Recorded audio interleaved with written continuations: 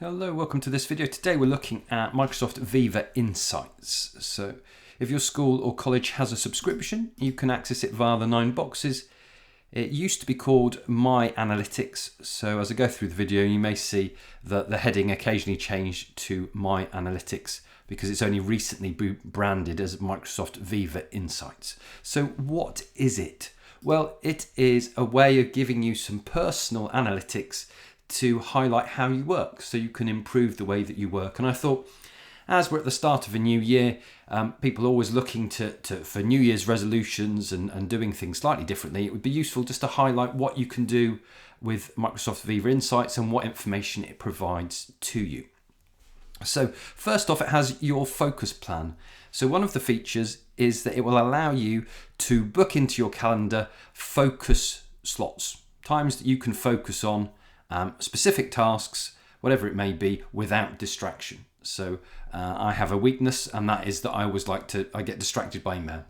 But what Focus done is you can say, I want to have however long of focus time a day, and you can say whether you want it to be morning or afternoon, and then it will automatically fit that into your calendar so you have that time of uninterrupted focus time to focus on work.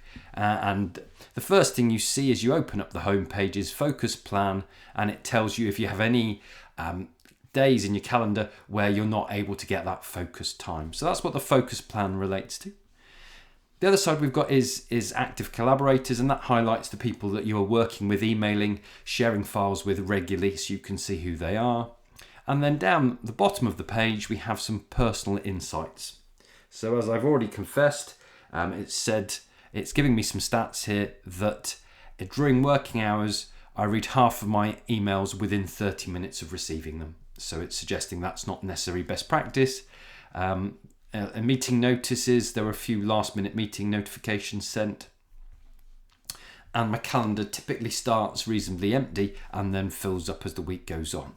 And for each of those insights, you can learn more. So if you click on the Learn More, it will give you more information. So you can see, as I said at the start, it's now saying My Analytics because it's still part of the rebranding process. So it says, here's your focus plan. It shows you that. And as you scroll down, you can see trends there. So that's the working trend of how much calendar time was there. And you've got more tips as well. So with the distracted by email, if you click View Your Suggestions, it gives you some specific suggestions in how to develop best working practice. And then when it comes to planning your week, again, there are additional suggestions about how it's more effective to plan your week in advance as opposed to last minute. But that's what you get when you click on looking at the more detailed section. So let's just go back to the home page. So really useful, gives you some things to think about and provides tips on how to adapt the way that you work. If we're looking at the Collaborators section, some of this may be blurred out in what you're seeing, and that's just because I'm protecting the names of my colleagues.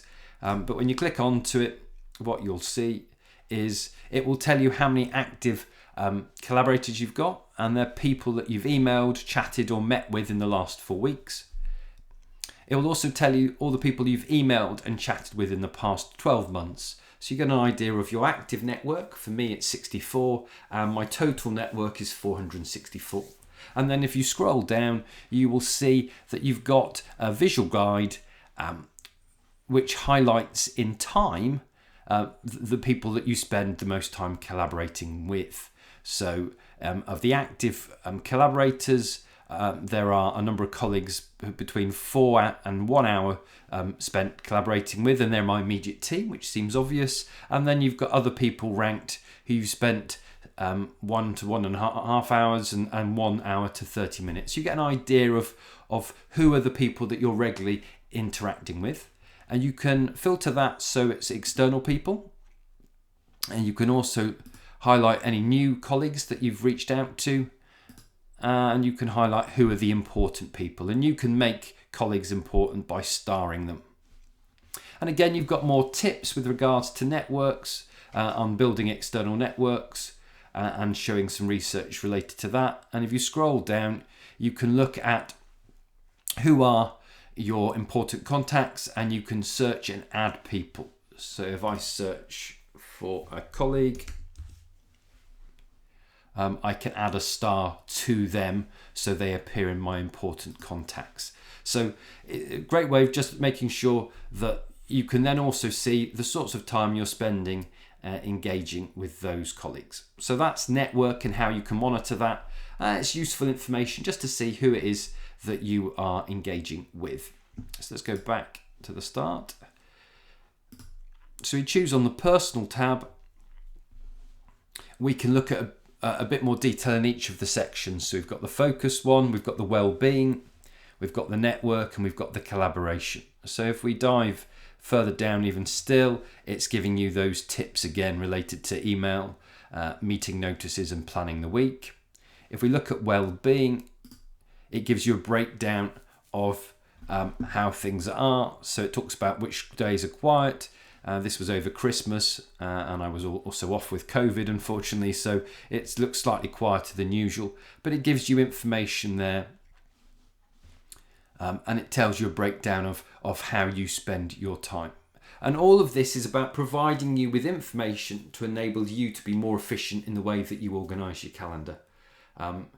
So it's just useful to get a bit of insight into the way that you work, and then you can potentially adapt that. Maybe it's like me, you're too focused on email, you can restrict your emailing to maybe the first half an hour, 40 minutes of the day, and then don't go back in until the end of the day.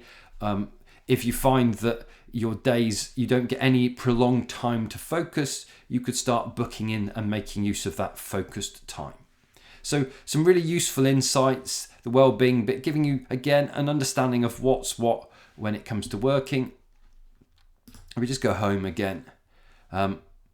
So that is really what it's about. It's about highlighting to you what your working patterns are and making suggestions on things that you could do differently to improve the way that you work. So I really hope you found the video useful. Slightly different to usual, and I'm not showing you a specific task, just giving you a flavour of what it's there for. As I said, it's start of the new year. Maybe think about how you could work more efficiently.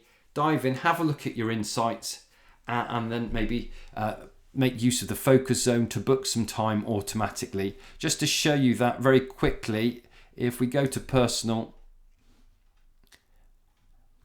and focus, you can click plan configuration, and it will allow you to set your working days and choose when you would like your focus time, how long you'd like your focus time, whether you like it morning or afternoon, and whether you want it to reset defaults. So there you have it. As I say, really quick look. Thanks for watching. Hope you found it useful. Remember to share the video, subscribe to the channel, and join me again soon for more EdTech videos. Thanks for watching.